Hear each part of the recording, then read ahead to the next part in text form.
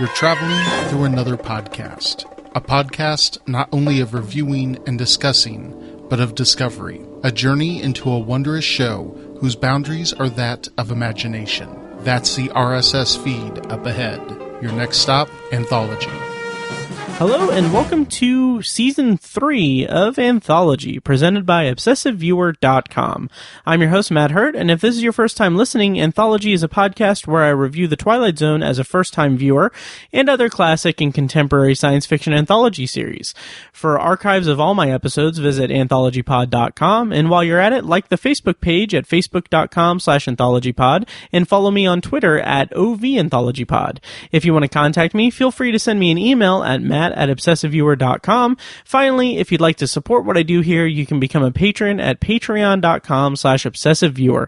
If you pledge $1 on Patreon, you will get access to a backlog of tons of exclusive pre-show episodes recorded specifically for Patreon supporters, spread across all three of my podcasts. Welcome to Season 3. It's been a long time coming, but I'm finally at Season 3 of the Twilight Zone and Anthology proper. I started this podcast way back in, I think, 2015. And it's now 2020, so at this rate, I don't know when I'll finish the series, but I'm super excited to dive into Season 3 of The Twilight Zone. And as such, today on the show, I'll be discussing 2. It's the first episode of The Twilight Zone's third season, and it originally aired on September 15th, 1961. And I will be rounding out the episode with a brief review of Science Fiction Theater Season 1, Episode 11, Marked Danger.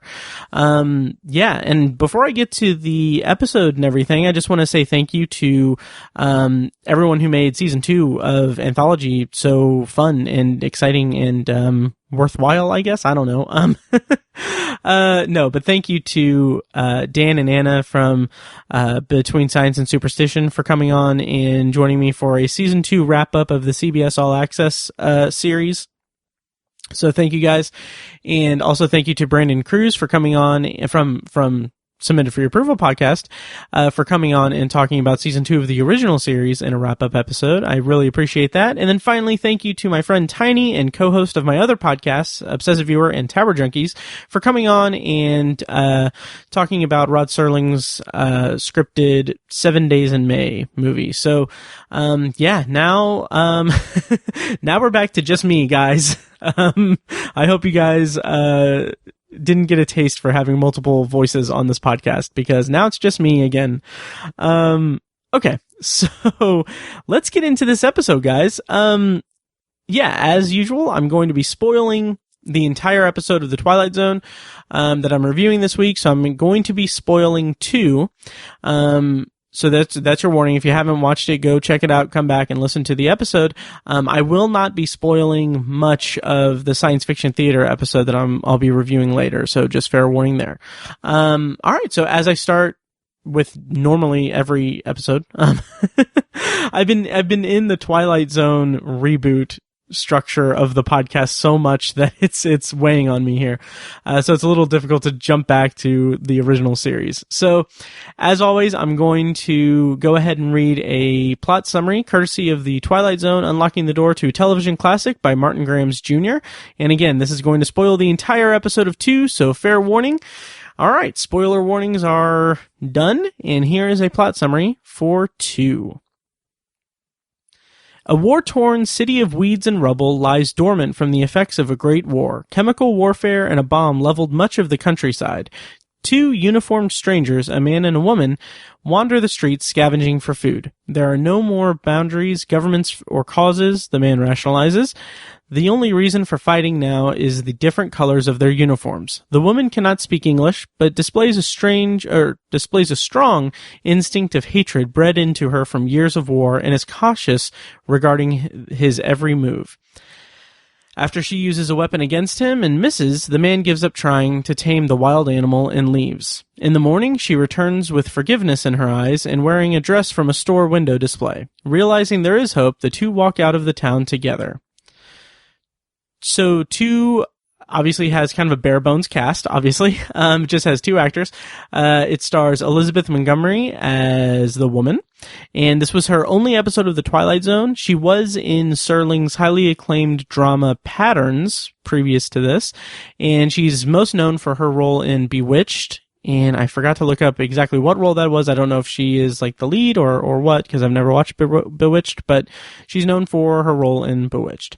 And as far as other sci-fi anthology shows, she appeared in 1 episode of One Step Beyond. And then also in this episode, as the man, is Charles Bronson. This was his only episode of The Twilight Zone. He was in the Rod Serling scripted Playhouse 90 episode, The Rank and File, which aired on May 28th, 1959. That episode, I think, is kind of lost to time. I don't think it's available anywhere to find, which is a real shame, because I want to watch a bunch of different Serling stuff, but I can't.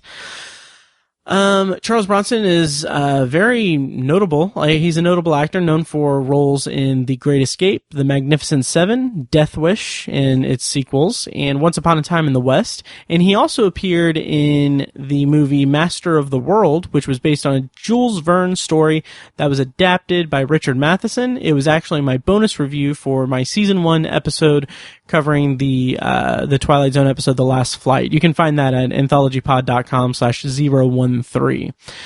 Charles Bronson also appeared in 1 episode of One Step Beyond. And a cool piece of trivia that I found was that he, back in the 1940s, he shared a room with Jack Klugman in a New York boarding house. I thought that was pretty cool. And that just made me think about Jack Klugman in A Passage for Trumpet and how much I just loved his performance there. And for some reason, I thought, it's going to be a while before we get another Jack Klugman episode, because for some reason I thought that he only appeared in A Passage for Trumpet and an episode in season 5. But I looked it up, and I am just delighted to know that we'll be seeing him in a few weeks in the episode of Game of Pool. So I'm super excited for that, because I really loved his performance in A Passage for Trumpet. So I'm excited to see more of him in the Twilight Zone. Writer and director for this episode was Montgomery Pittman. This is his first of 3 episodes as a writer for the show. He also wrote The Grave and The Last Rites of Jeff Myrtlebank, which both are in season 3 of the show. And this is his second of 5 directed episodes. We previously saw his work in Will the Real Martian Please Stand Up? And the next time we will be covering his work is in the episode The Grave, which should be in a few weeks, I think.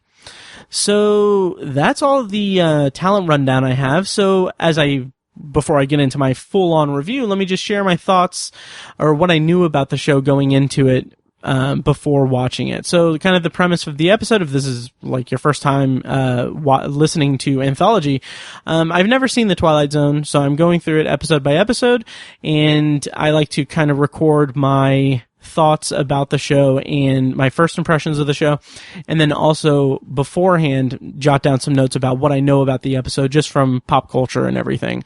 So I was very excited because as far as 2 is concerned, I knew nothing at all, like 0 about it. The title itself is very vague, and I hadn't caught wind of any pop culture references to this episode that I was aware of. So I was kind of like going into this episode, and by extension, the season as a whole, I was really excited because I think that that's a really fun and exciting position to be in at the beginning of a full season of The Twilight Zone. And I just kind of a feather in my cap. I put in my notes, I wonder if it is an episode about 2 people, maybe, or not. I don't know. So, I mean, that's an easy guess, but I was delighted that I was right. So I was really excited because I had no idea what to expect from this episode. So how did I feel about the episode? Well, let me go ahead and bring us into my review of 2. So obviously the first thing that I noticed going into this episode of The Twilight Zone is the new opening segment or opening theme music, not music. Oh my God. The opening credits of The Twilight Zone. So season 3 changes it up a little bit. There's the swirling vortex is the first thing we see. And it is finally here. So after 2 seasons, we get the swirling vortex that has become a very big piece of iconography about the Twilight Zone or related to the Twilight Zone. The opening voiceover from Serling has not changed that much. Instead of saying that's a signpost up ahead, he says, your next stop, the Twilight Zone, I think. And then finally, the actual title card of the Twilight Zone is different than it has been before. It's I don't know what font it is. It's a different font, but I gotta say, I don't know if it's because of the HD transfer. I've been watching these on, I watched these episodes so many times, but I've been watching them on DVD and then also on CBS All Access and Amazon Prime and all that. I did notice that just the title and the kind of swirling vortex, they look very crisp and clear. So it just looks kind of shiny. I like it a lot.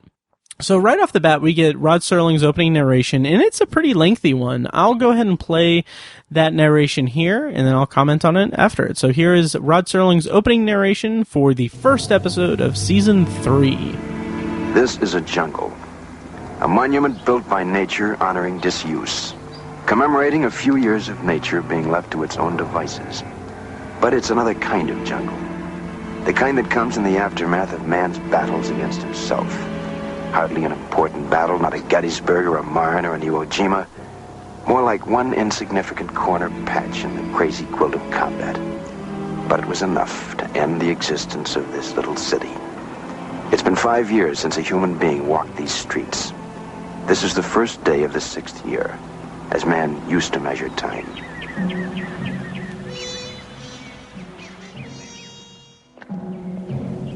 The time, perhaps 100 years from now. Or sooner.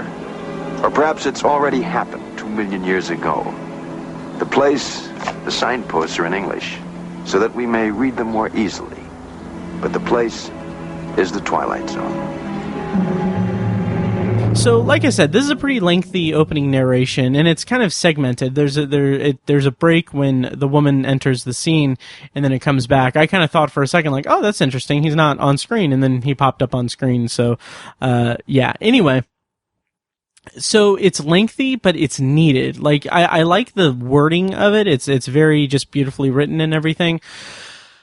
It's lengthy, but it's still engaging and it draws us in. And like, this could have just been a brief, like, oh, hey, this is the world after a war and everything's devastated. It could have just been kind of a generic introduction that way. But instead we get more context and texture to the world. And I really appreciate that because the first 9 minutes of the show is just completely free of dialogue. So by having this kind of lengthy, kind of poetically written opening narration, we're drawn in by that narration, and then our interest is carried on through the two performances and the set design and everything. So it's a good primer to get us kind of invested in what's going to happen and intrigued about what's going to happen. Because like I said, I had no idea what to expect from this episode. So when there was like no dialogue for the first 9 minutes, I was like, oh, okay, this is kind of reminded me a lot of The Invaders. And it's just interesting that they kind of went that same sort of route in terms of the execution of the episode. Another thing I want to mention about the opening narration is that he references a few different battles. So he says, but it's another kind of jungle, the kind that comes in the aftermath of man's battles against himself. Hardly an important battle, not a Gettysburg or a Marne or an Iwo Jima. Now, I had not heard of the Battle of Marne. So I went ahead and looked it up and everything. Apparently it's from World War II, World War I, and it was a turning point for the war. So I thought that was interesting. I learned something new. And also, I think that is indicative of just how, like, I went to a public school and everything, and, like, I feel like public school does not teach enough about World War I, because I am in the dark about World War I, and I think that is a real shame, because obviously it was a big deal. Yeah, so continuing commenting on the opening narration, I'm not going to pick it apart line by line, but I am going to single out this one line. This stands out to me pretty hard. So he says, the time, perhaps 100 years from now or sooner, or perhaps it already happened 2 million years ago. The place, the signposts are in English so that we may read them more easily, but the place is the Twilight Zone. And that excerpt really stood out to me because I feel like it's calling attention to the story we're about to watch as a metaphor for just human like interaction and everything, and a metaphor for a lot of the things I'm going to talk about in the review, but like kind of military programming and deprogramming and returning to normal as best you can and everything. But what I like about that is that this is obviously written in 1961, and like I said, it's calling attention to the story we're about to watch as a metaphor.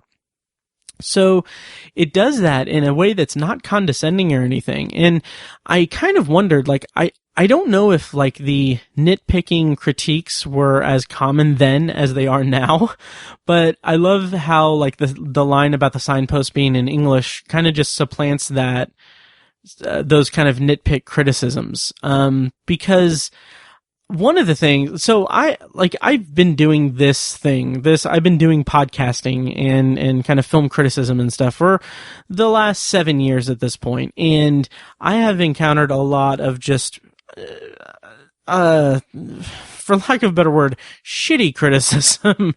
Like, it's people picking apart little tiny things here and there. I'm guilty of it myself, but like people writing off an entire episode of television or an entire movie because they refuse to follow the interior logic of that like piece of media.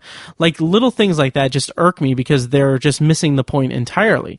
Case in point, one of my favorite, if not my absolute favorite episode from season 1 of the CBS All Access Twilight Zone replay, I still think that's a brilliantly written commentary on systemic racism in America and the Black Lives Matter movement and everything. But people were just looking at it at the surface level, wondering like, oh, why is the cop chasing them? Why does the cop want to kill them so much? It's like, okay, well, the cop is a metaphor for systemic racism in the United States. Like, how can you not see that? So anyway, I don't know if those kinds of critiques and everything were prevalent in the 1960s, but I like that the opening narration kind of I wouldn't say pokes fun at it because I don't have any context for whether or not it was intentional or conscious or anything, or if it's something that I'm projecting onto it. But I just like the thought that people can't say like, oh, well, what country is this even in, or when is it, or whatever. How is it in English or whatever? Because Rod Serling kind of heads that off at the pass or at the beginning, so that's cool. Also, the beginning of it, where he references the city as a jungle, I thought that was a good way to prep us for the kind of sparse dialogue that's going to be in this episode. Like the plot summary from Unlocking the Door to a Television Classic, I don't know how I feel about it, but it's like where it says the man gives up trying to tame the wild animal and leaves. Like, yeah, Elizabeth Montgomery is playing the role as kind of a feral person to an extent, but it also feels like it's less of an instinctual animal reaction, and in my opinion, it's more just a programmed by military programming, wartime programming kind of person that's coming, like waking up to the new reality. But I'll get into all of that later on in this review. So I think finally, the final thing about the narration is that, I like that the narration says, this is the first day of the 6th year, at least how man used to measure time. And I think that phrasing is just so good. It just gives the faintest hint and the most subtle hint of the kind of hopelessness of a dead city and by extension a dead earth. It's so bleak, just to say that it's been 5 years since men walked the city streets, and this is the first day of the 6th year, at least by how man used to measure time. It's so bleak. It's so well establishing. It's establishing so well the destitute nature of the world that we're brought into in the Twilight Zone in this episode. I just think that was really clever and really good and really good writing. So so the woman enters the city and we're off to the episode. And it's worth noting that we get a title card for the episode. this is the first time in the series history that the title appears on screen, and that is something that I know for a fact, obviously, is repeated in the reboot from CBS All Access, and then also the UPN one does it too. I want to say that the that the 80s Twilight Zone does it. I'm almost positive it does, but yeah. So it was cool to see that. Yeah, and so right off the bat, I've got to admit, I don't know if this is me like just casually being misogynistic. Unintentionally, but in my notes when I saw the woman, I was like, is the woman a government official? I just thought like, and then obviously as I watched it subsequent times, she's not, she's a soldier. She's part of the war and everything. And I just thought like, is that kind of misogynistic on my part, just unintentionally? Because I just thought, okay, maybe it's just in my subconscious, it's like, okay, a woman in a government uniform means that she's a government official and not a soldier. I don't know. So I'll cop to that if that's casual misogyny on my part, and I'll do better. But anyway, so she's a soldier, and I got the intent, or I got the idea, or I got the, I can't remember the word I'm thinking of, but I think maybe she might have been a medic, just based on the emblem that's on the back of her uniform. I didn't really get a good look at it. It looks kind of like the medic symbol, but a little different, and that might be because it is 100 years in the future or 2 million years in the past. It's just ambiguous that way. So I don't know. So she's walking around the just empty city, and she sees a movie theater, and on the marquee, kind of a small marquee, it says "War News: Actual films of enemy foot troops landing." So that's just establishing that, you know, this was a war-torn city as we know it. And the wartime newsreels, I thought it was interesting that seeing like advertising for wartime newsreels. I don't know if that was something that was like on the marquees in movie theaters back in like the World War II days and everything. But I just thought it was kind of interesting that they're trying to bring in viewers by showing the news footage of troops landing in the country. And so she wanders around some more, and she sees the mannequin with the dress. And this comes into play later, obviously. And something that I noticed, and again, I don't know if this is intentional or just a coincidence, but next to the mannequin, there's another mannequin, and that mannequin has the side of its head just broken apart, and it looks like just brains. And that kind of struck me, just the imagery of that. If it's intentional, like, holy crap, that's just really intense imagery of war and everything.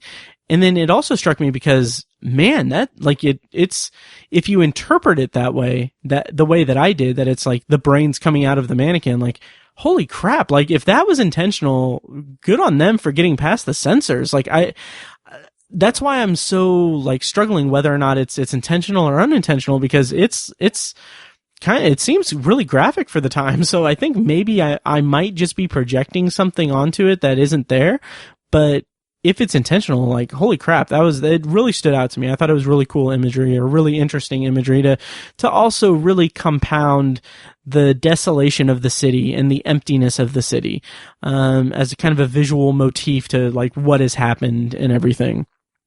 And the episode's filled with that stuff. It's really remarkable. The set design is really remarkable. In the trivia, I'm going to talk about how it's repurposing the oh God, what is the name of it?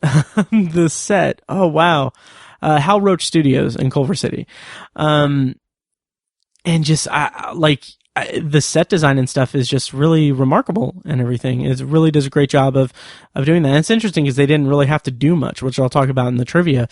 But what they did was just really, really remarkable visual storytelling, and a great way to just draw us more into this world, even more into the world than the opening narration did. Like, it's just hitting us with these visuals, and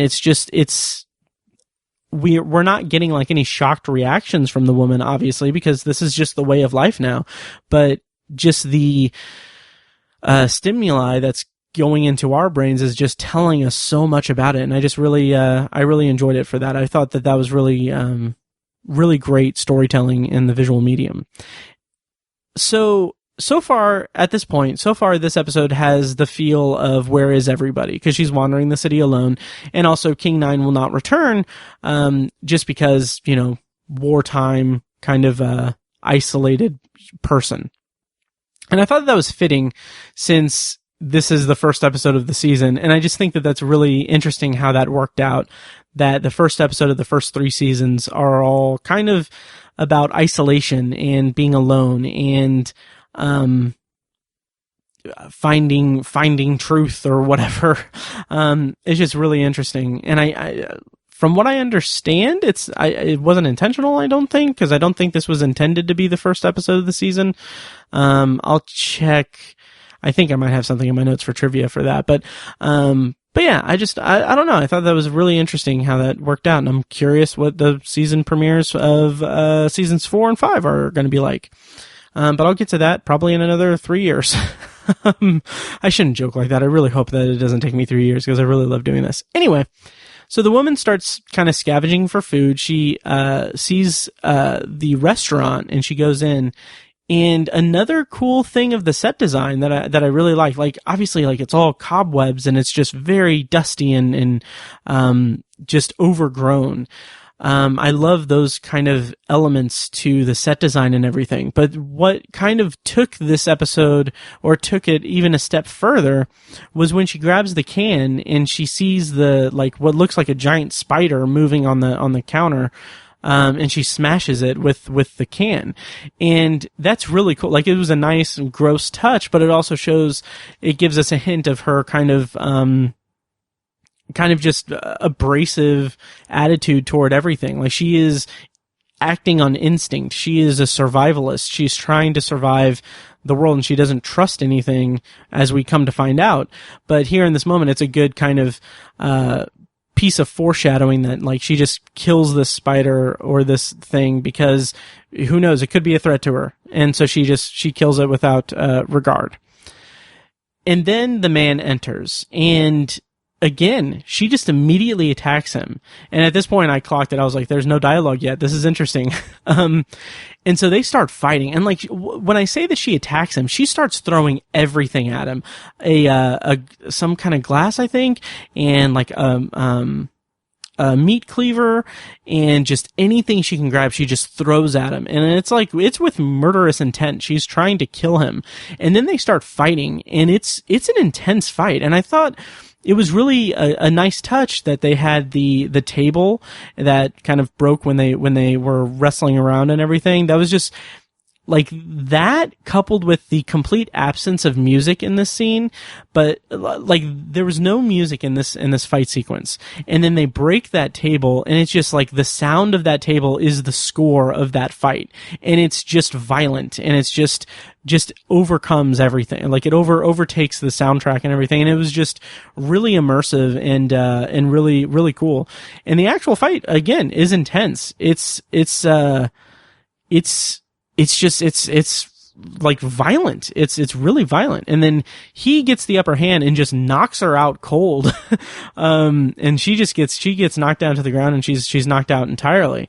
And I'm curious if any people are going to be offended by that or anything. I kept thinking throughout this episode, thinking about it in terms of now in 2020 and how I could see the internet trying to cancel Rod Serling and say there was a woman in this episode and she only had one line of dialogue, and she only said one word and it was pretty. And it's okay, I'll talk more about the kind of gender dynamics in this episode, but I kind of chuckled to myself thinking about how some people might get offended by it, which I will make the argument that they shouldn't, because it's a 1961 episode of television, and the things that we could see as offensive today, or as I guess offensive is the right word, today, aren't necessarily the intention of this episode. So I'll get to that later. I don't want to get too sidetracked. So after the man knocks her out. He goes for the food and he starts to eat. And what I thought was interesting is that he tosses the trash away. He tosses the trash aside. So he eats the, like, I don't know, like a wing or something, and then he just tosses the bones away. And then he does that later as he's wandering through the town, and he just tosses it away. And I just wanted to clock that here, because later I'll talk about how she throws the garbage in the trash.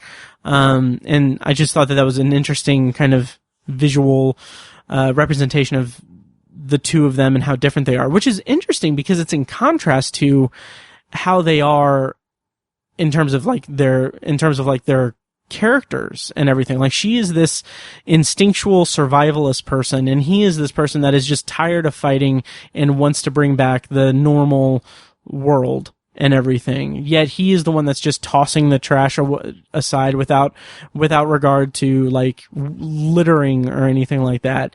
And maybe that's an extension of him being just over this whole war and everything. Like, he's tired. He's tired of fighting. He's tired of the war.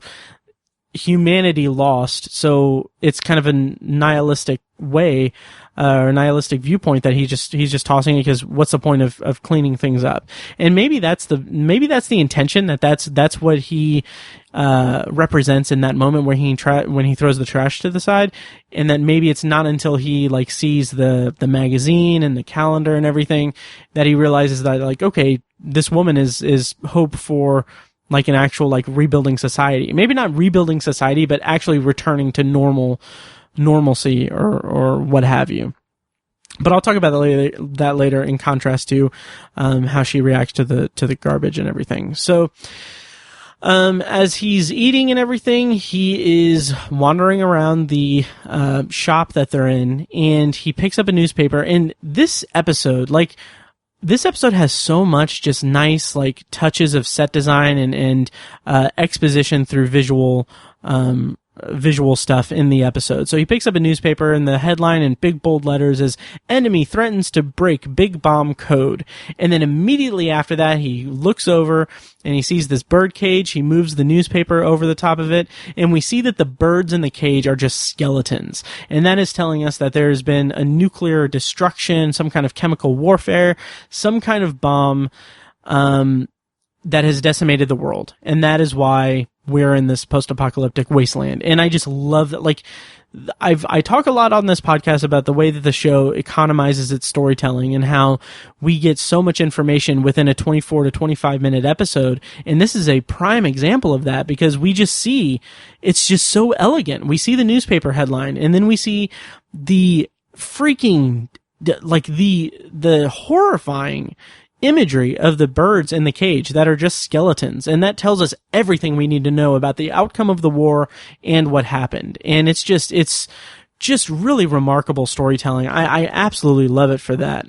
So the man leaves and he starts wandering around the town. And in this moment, Charles Bronson is playing the role. He looks like he's more comfortable in the ruins and everything. Like, he just looks like he is just at peace in this moment. That was at least my first read of it. Then he speaks later in the episode, and it's a little bit in contrast to that. So, he sees the calendar and then looks at the woman. So he sees the kind of pinup girl in the calendar, and then he looks back at the woman and everything. And then later he sees the mannequin and then looks back at the restaurant where the woman is. And for a moment, like in my notes I have, is he considering like, is he considering like raping her? But it's not that. It's not that. It's more that that's his realization.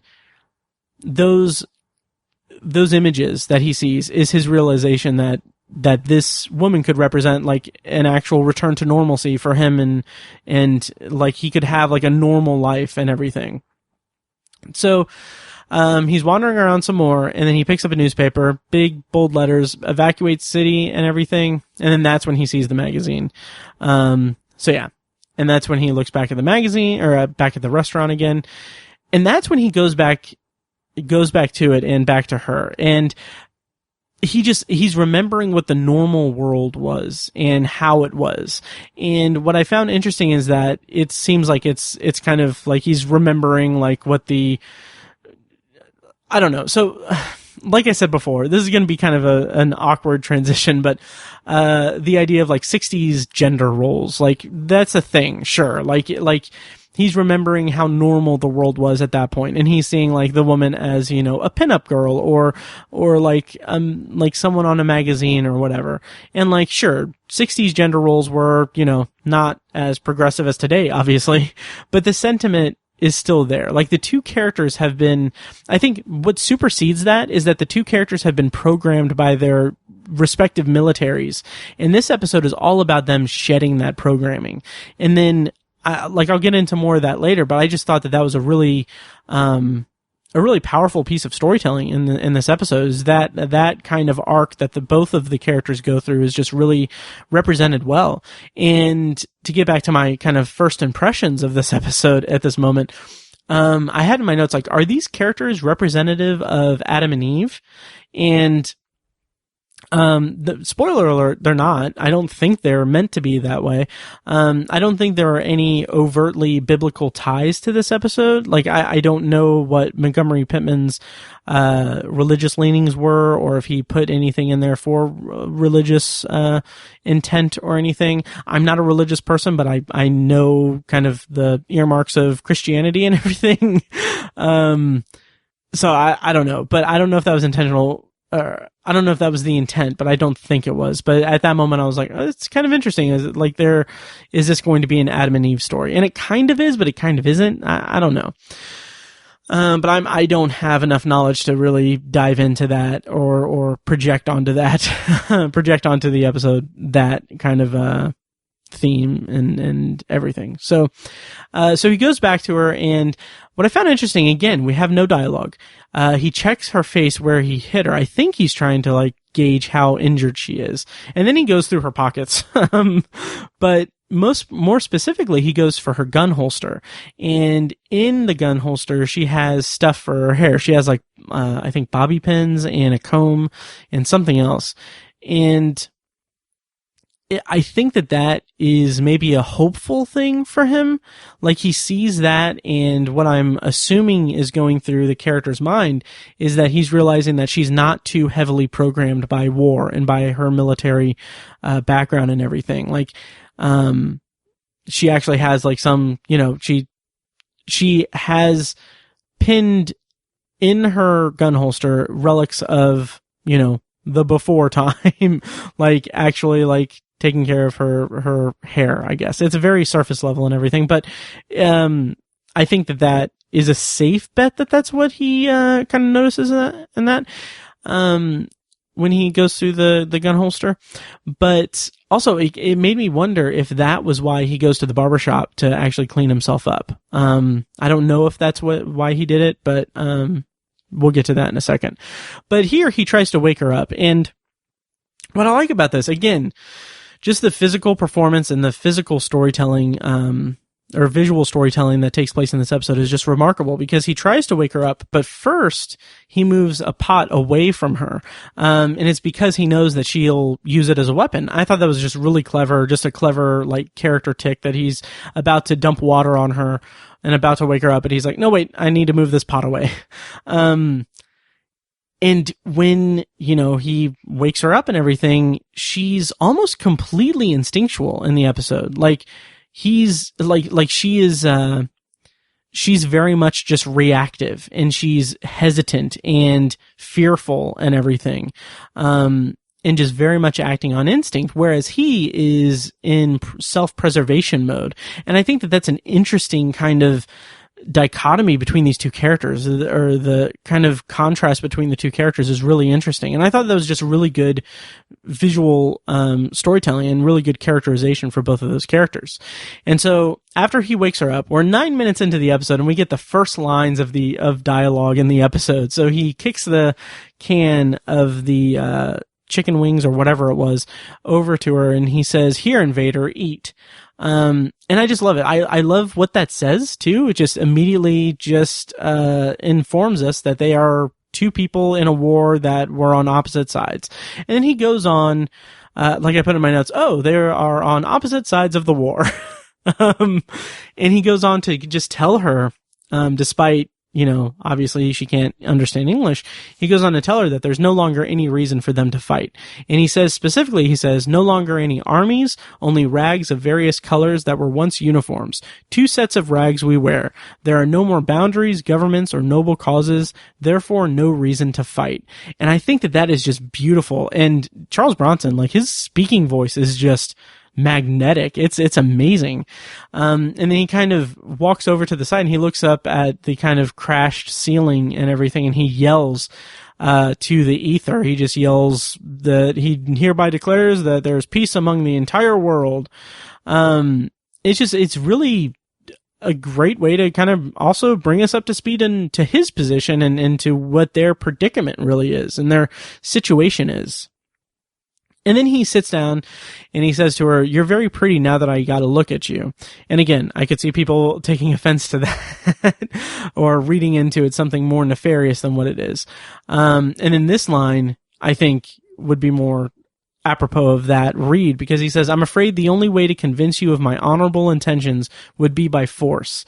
And I'm terribly, terribly sick of fighting." And I feel like that could be read a couple of ways. Again, I don't think it's anything so severe as physically dominating her in a sexual manner or anything. I think it's more that he sees her as someone who is so deeply ingrained in the programming of her military background that in order to convince her that he doesn't want to fight, he would have to basically overtake her and I would assume kind of keep her bound so that she can't attack him until he can convince her that he's not wanting to fight or anything. He just wants to live his life, and she represents a future for him and humanity. I don't think it's so much him and humanity. I don't think it's necessarily that he's thinking oh, I can have babies and everything. I don't think it's as cut and dry as that. I think it's just more that this is another human being. We used to be on opposite sides, and she still wants to kill me, but I just want to move on from the war and move on from fighting and settle down and have a life. I think that's what he's getting at there. And I think that maybe I'm putting something more chaste into it than what's there or what the intention is, but that's the read that I got. But I think that's that whole scene and that whole line, the I'm terribly, terribly sick of fighting, and then also earlier the line about the 2 sets of rags we wear, are just really good characterization and really good development of their dynamic. And they also come back to play later, which I'll come back in play later, and which I'll talk about later in this review. So then he leaves and he goes to the barbershop, and he just seems to be just kind of wandering around, kind of directionless, but he picks up supplies and starts to shave and everything. And while he's doing that, she finishes eating and she leaves the restaurant. And this is where she throws the garbage away. And I thought that was an interesting reversal from him discarding the trash just precariously in the restaurant. It's just an interesting kind of juxtaposition of these two characters that is in contrast with their own kind of position in the story. 'Cause she is someone who is very much still in a fighting and killing mood, yet she is still caring enough to throw away garbage in a garbage can, whereas he is just a new born-again pacifist and is just he doesn't care. He just throws the trash wherever he is. So I thought that was an interesting kind of juxtaposition between the two characters. So it's the Twilight Zone, so we have to have a scene involving a mirror. And I thought that this was a really cool shot. So he's in the barbershop, he's shaving, and then you see her entering, and then it cuts back to him shaving, and you see her entering the barbershop through the reflection in the mirror on the wall. And I just thought that was a cool visual flair for the episode. So he tosses her a bar of soap, and she kind of, again, this is a great piece of character development. She throws her a bar of soap and she just reflexively takes her knife out. Even before she catches the soap, she's simultaneously reaching for it to catch it in the air and taking out her knife. It's just really cool. And then she starts washing her face and kind of eyeing him and being very, very nervous or very aware of him being in proximity of her. And as he starts to leave the barbershop, she runs away from him and she keeps her distance when they're outside. And I just thought that was just really, really great. Again, characterization and character development in a good way to kind of develop their dynamic further. So she keeps her distance from him and he's just kind of wandering around. He's not trying to push anything on her. He's not trying to force a connection or force any type of comfort level onto her or from her. He's just letting her kind of wander with him. And that's when they reach the movie theater. And what I thought was cool was that the movie theater, first of all, what was cool was that there was a movie theater. And I'm peek behind the curtain. I'm actually recording this in July. It's July 1st. I'm recording this and banking it while I'm in the midst of reviewing season 2 of CBS All Access's reboot. But anyway, that's neither here nor there. I am just missing going to the movie theater. So it was nice to see a movie theater in a TV show. So anyway, the movie poster outside of the theater is for a movie called Furlough Romance, and it shows a man and a woman on the poster. Just establishes that there's a lot of wartime films playing, and that this is just the world that they live in, is this war-torn world. And it's also kind of indicative that the normal society, normal everyday life is surely gone for a long time, has been gone for a long time. And then we get another kind of horrific piece of imagery. They're wandering around and the man sees a skeleton of a guard or a soldier, a soldier that was standing outside of the theater, and he has a rifle and he goes to grab the rifle. She runs up to him and looks it's just really quick. I really like just the kind of physical performance in this episode. She looks over to her right and sees another soldier across the on the other side of the box office, and she rushes over to him and grabs the rifle, and they have like a little standoff. Neither one fire or anything, but they are pointing the guns at each other. And what I thought was really cool about this, I love the imagery of this moment, because when the camera moves back and is on Charles Bronson, we see the poster for Furlough Romance, but it's not the same poster as it was before. It's a different poster because it's deeper in the kind of box office area. And the poster that we see is the man and woman that are they're embracing, the man and woman on the poster are embracing. So the first one we see when he first approaches the theater is just the man and woman side by side. The man might have his arm around her, I don't know, but then the next one, they're full on embracing. And I just thought that was really interesting imagery to kind of showcase how, kind of a visual metaphor for, what's to come with this man and woman in this episode of The Twilight Zone. So their standoff ultimately ends with no altercation or anything. They don't, fire on each other or anything like that. They kind of just lay down their arms, or they keep holding on to the rifles and everything, but I think that they kind of see the fruitlessness of it, the kind of futility of it is the word I was looking for.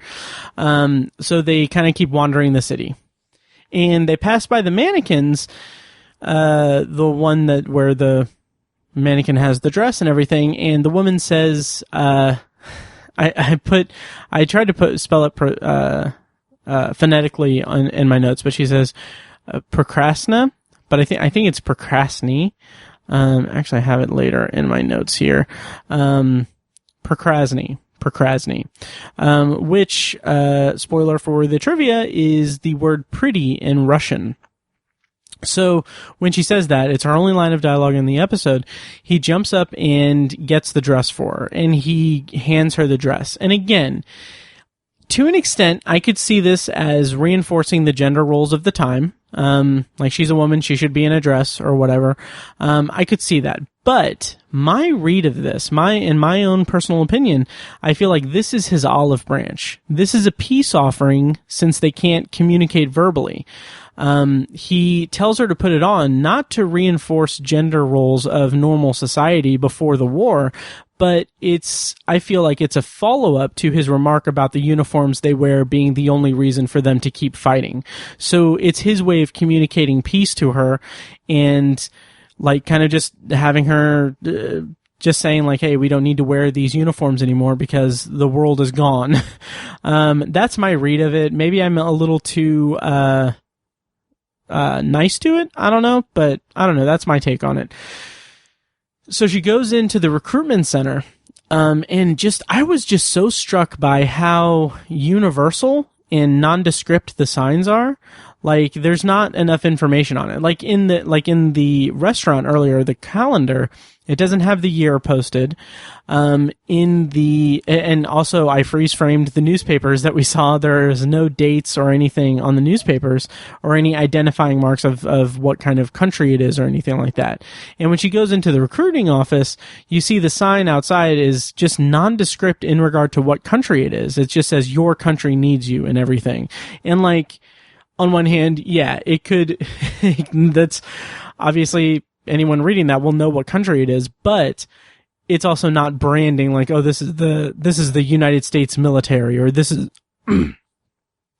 is like in Great Britain or anything like that. Just the nondescript nature of the signage and the newspapers and the calendars and everything and the magazine, it just really brings home that anywhere quality of the setting that Serling alluded to in the opening narration, and I just really appreciated it for that. So she goes into the recruiting office, and she's there alone, obviously. She goes in there to put on the dress, and she gets distracted by the recruitment posters. So the poster she sees says, be one of our infantry heroes. Another one says, join our elite tank corps. And the other one is just for the Air Corps. And then she sees one that says, the enemy meets our troops. And I think that it has like it shows prisoners of war, I think. I'm not sure. I couldn't really tell exactly what it shows. But I thought that this was maybe the most important scene in the entire episode, especially when you consider that this episode seems to be about deprogramming this military mindset, this military programming, this wartime mindset. Like it's about being so overcome by wartime actions and attitudes and surviving a conflict, a military conflict, and then coming back to a world free of that, like completely absent of warfare, and deprogramming that and coming to terms with that. What's amazing to me is like this, like when you look at the episode this way, this sounds like a Serling story. Like sounds like something that Rod Serling would write just because of, his PTSD and everything. But I mean, I think Montgomery Pittman, I don't know his history or anything, but he tapped into it in a really strong way in this episode. And I love this scene in the recruitment center because she sees these posters. She sees this propaganda for it and this advertising for heroism and everything. And then she sees the one that references the enemy, and the enemy is her people, like she is the enemy. And that just sets her off. And again, it's really interesting. That sets her off. And I'll get to the next scene in a little bit, but, I just found it really interesting. Also, again, the juxtaposition. So she's seeing the army recruitment images and thinking of him while he saw the calendar girl and magazine model and thought of her. And I thought that was an interesting kind of, if not intentional, then just something interesting about the kind of, gender dynamics and the role of men and women in 1960s society at the time. It's not making an overt statement about gender roles. It's like this is purely a product of its era. And this is how it's reminding its characters of normal life by just showing what the modern era is like at the time. But I just thought that was a really interesting kind of time capsule of 60s America. Even though she's technically Russia and he is of no country that we are aware of. Anyway, So the propaganda posters and the posters in the recruitment office is showing that she can't, like, her reaction to that is showing that she can't see him as anyone other than her enemy. And again, it's about the indoctrination of war, military programming and all that, like wartime, the toll of war, and coming back as a civilian. So she sees the last poster and she runs outside with the gun and shoots at him. And this I thought was really cool because it's like a laser gun. It's like a science fiction, like futuristic laser gun. I was not prepared for that. I just thought it was going to be like just a bullet thing. So I thought that was really cool. That was a really cool way that, like, this episode doesn't have any supernatural elements or anything like that, but I like that it's still in the science fiction realm by having that laser gun. So I just have in my notes, that was surprising and cool. So his reaction to that, he just kind of rolls over or falls backwards. She doesn't hit him, but he slowly gets up. He has a rifle on his shoulder, but he slowly gets up and just walks away. Because again, he's tired of fighting. He's terribly, terribly tired of fighting. And he's just become kind of a pacifist. He wants to be a civilian. He wants to be in like a normal world without fighting. And he walks away. And then we transition to night. She's in, I don't know if it's the restaurant or if it's a different place where she's just kind of like, crashing, but it's storming outside and she's looking out the window. And I kind of feel like that loneliness that she may feel, amidst the storm is what leads her to shed the programming of war and let her guard down, and kind of open herself up to a life after fighting. But I'm maybe getting a little bit ahead of myself there because she walks from the window and sits in a chair and she kind of cradles the gun as a safety measure. Like it's her protection and everything, and she kind of covers up and everything. This is the moment where she is starting to realize, like, okay, well, maybe there's something more to this world than, just being on guard at all times. So the next scene is the next day, and he is tying a tie and getting dressed and ready for the day. He's setting out food and everything. He looks very comfortable, like he seems to be doing well in the apocalypse. And that's when he sees her behind the truck, and he yells down to her. He says, "You go take your war to more suitable companions. This is civilian territory." And I really like that. First of all, he's hurt because he wants the war to end, and he presumably thought that she was someone that he could share his life with, share some of his life with in some capacity. But she is still so ingrained in the war aspect of the world that she's now, to him, a hopeless cause, a lost cause. And it's hurt. He's hurt by that because it's loneliness. This episode is about isolation, loneliness, trying to find a connection when there's not a connection to be found, presumably. But then that's when she reveals that she's wearing the dress. And he looks down at her and he says, I'm going to try to pronounce it, procrastinate. And he tosses her a can of food and everything. So they wander through the city together. They're leaving the city, and then they lock eyes and she smiles at him, and then they leave. And then we get the closing narration. It's very succinct, very small, very short. And here's the closing narration from Rod Serling. This has been a love story about two lonely people who found each other in the Twilight Zone. And I was really charmed by that. And I thought that the episode as a whole was a good showcase of talent in both writing and acting. It's very minimalist and very much visually, very contingent on visual storytelling and everything. And I just thought it was really good. To be honest, when I first saw this episode and as I've rewatched the episode and compiled my notes and stuff, I was kind of just blah about it. I thought it was kind of mediocre and everything, but to be perfectly honest, like picking it apart like this and kind of going through it and really parsing out my interpretation of the themes and the symbolism and everything in it, I'm pretty okay with this episode. I think it's actually really good.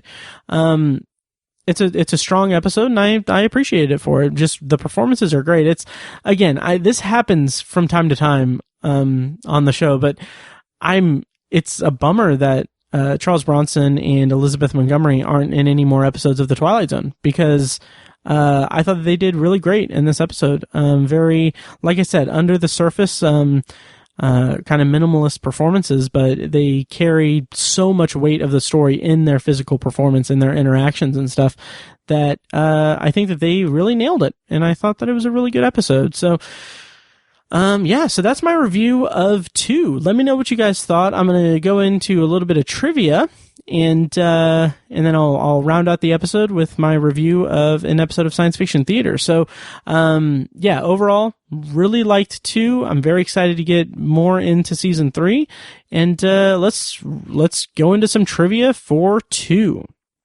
So, as I said during the review, procrastinate is, first of all, it's the only word that Elizabeth Montgomery's character says, and it's also the Russian word for pretty. I said pretty. Okay. The reason that I said pretty like that, is that whenever I talk to my cat, I call her pretty, but I use that inflection because she's a pretty little girl. Anyway, Pizza, you're pretty. See, she doesn't care. Anyway, so another piece of trivia is that the filming location was Hal Roach Studios in Culver City, California, and the studio was neglected, and was the reason that they shot there was that it was a neglected, kind of rundown studio, and it looked as damaged and decrepit as the script called for the setting to be. And the studio itself only lasted there for 2 years after the airing. Let's see. And then so Montgomery Pittman wanted to cast Sherry Jackson in the role, but the network executive said that she was too young. She was 19 at the time, so the role eventually went to Elizabeth Montgomery, of course, who was 29 at the time. And let's see. Yeah, my last piece of trivia is the sound of the blaster was taken from Forbidden Planet. The scene where Robbie the robot exclaims that an Earthman's weapon was a simple blaster. I need to watch Forbidden Planet again, but again, this is another case of the Twilight Zone taking something from Forbidden Planet and using it for the show, so that's interesting. Let's see. Yeah, that's all the notes I really have for 2. So, so that's it for my review of the season premiere of season 3 of The Twilight Zone. And of course, I'm going to round out this episode of Anthology with a bonus review of Science Fiction Theater season 1, episode 11, titled Marked Danger.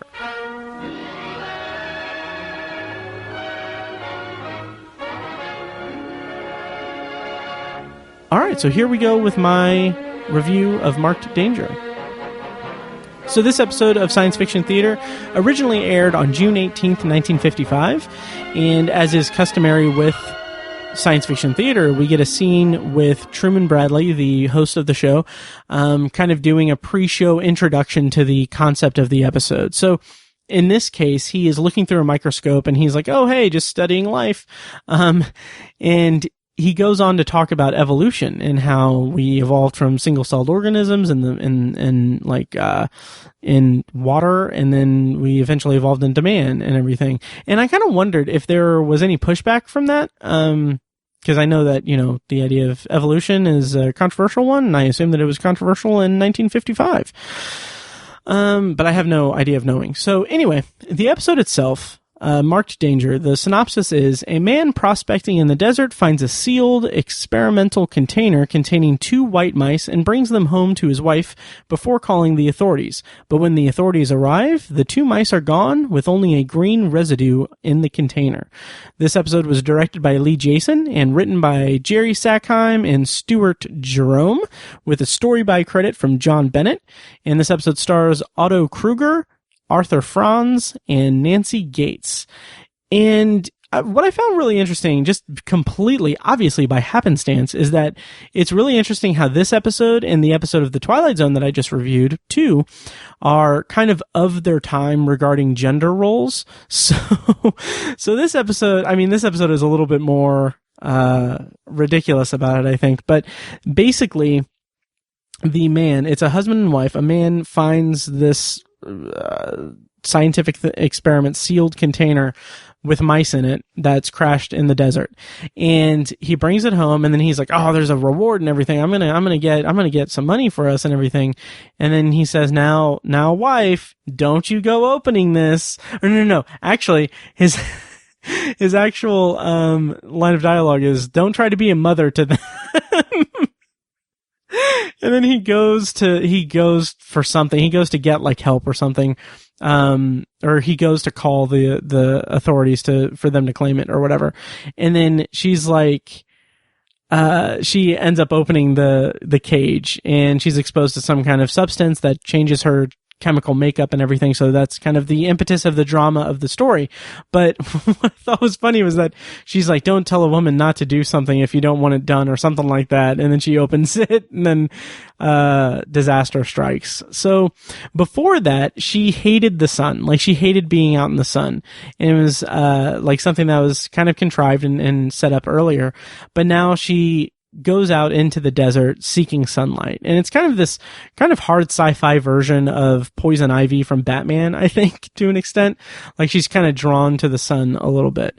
But I'm getting ahead of myself, because when the husband comes back with his friend, like the park ranger or the sheriff or something, and they realize like his wife is sleeping in the bed, and then he comes into the living room and he looks at the container, and he sees that the mice are gone, and he's like, whoa, what could have possibly happened? Surely my wife didn't open this or anything, or didn't do anything for it, and like do anything with it. And like, he's so adamant about it. And there are a couple of scenes where like he's sitting there thinking like, there's no way that this happened. I don't know how this happened, because obviously she didn't do anything. And it's like, okay, you're employing logic into something, but like, you're so adamant that she didn't open it. Like, just ask her. Like, wake her up and ask her. But yeah, I don't know. So it ends up that, I won't go into too much detail, but there's a medical emergency. I'll say that. And what I thought was really interesting, and I don't know if I did a cursory Google search, so I don't know, like, I didn't come up with anything on this, but I wonder if this was a common thing back then. But the solution to the medical emergency is to put a character into a medically induced coma. But the way that they do it is that they just inject her, like they overdose her with glucose and put her in a diabetic coma. And then the plan is to get her out of the coma by injecting her with insulin. And I was thinking like, holy crap, what? Is that a thing? Like, is that a thing that like they did or they do? Because that just seems like so just bananas to me. Like, it seems crazy. Yeah, I won't give away what happens or anything, but what I'll say is that overall, this episode of Science Fiction Theater was just an okay episode. It was kind of not great. It was okay, bordering on just not good. It's marred by its time, honestly. And really, it's really an uninteresting plot to me. Like, it didn't really do anything for me. And it was funny.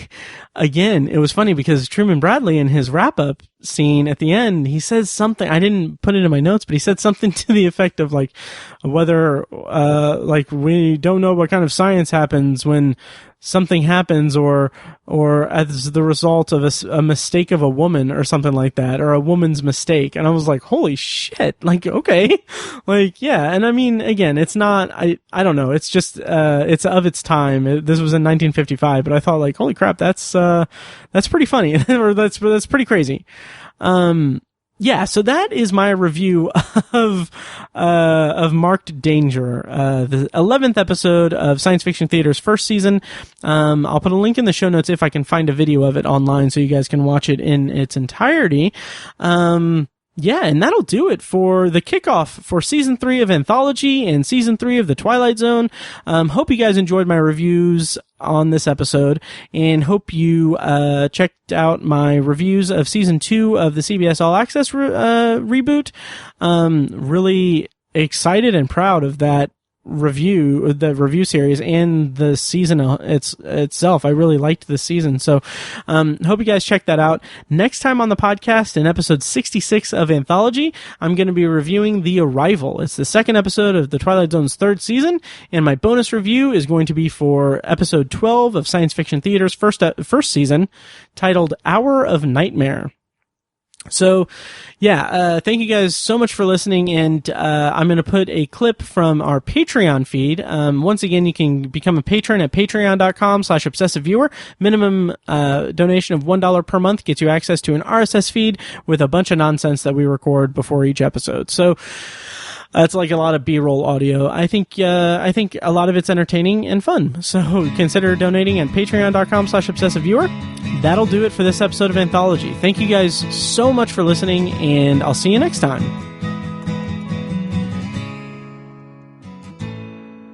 And now, here's a short clip from our Patreon exclusive RSS feed. To hear the full clip and more exclusive Patreon content, go to patreon.com/obsessiveviewer and become a patron at the minimum rate of $1 per month.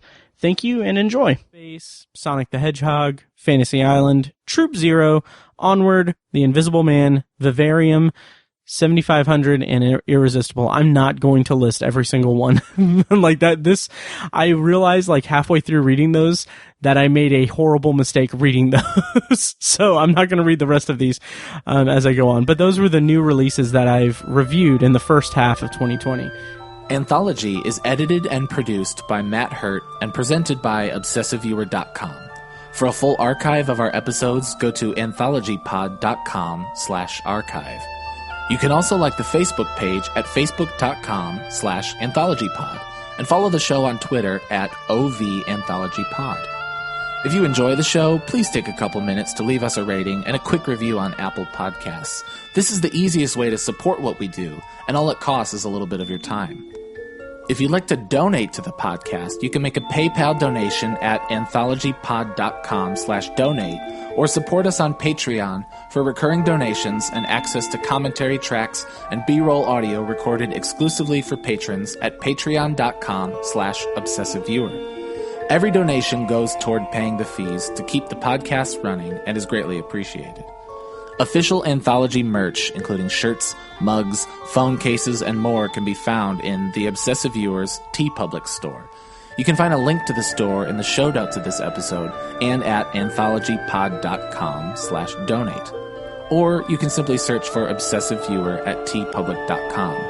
For information about the Obsessive Viewer's annual live event showcasing short horror films from local filmmakers, check out shocktober.irvington.com.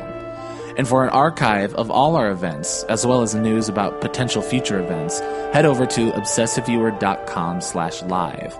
For more podcast content, you can find our flagship movie and TV review and discussion show, The Obsessive Viewer Podcast, at obsessiveviewer.com, and on Twitter at obsessiveviewer. You can also find Tower Junkies, a podcast where Matt and co-host Tiny share their love of all things Stephen King and his magnum opus, The Dark Tower series, over at towerjunkiespod.com and at towerjunkiespod on Twitter. And finally, check out The Secular Perspective, Tiny's side project podcast, which tackles current events and life's big questions from the perspective of secular hosts Chad and Amanda at thesecularperspective.com. Bumper music for this podcast comes courtesy of As Good As It Gets, which can be found at facebook.com/asgoodasitgetsband. You can also find As Good As It Gets music on Spotify, Google Play, and iTunes. Thank you so much for listening, and we'll see you next time. Kitty! Hear ye, hear ye! Know ye by these present that I do hereby declare peace upon the entire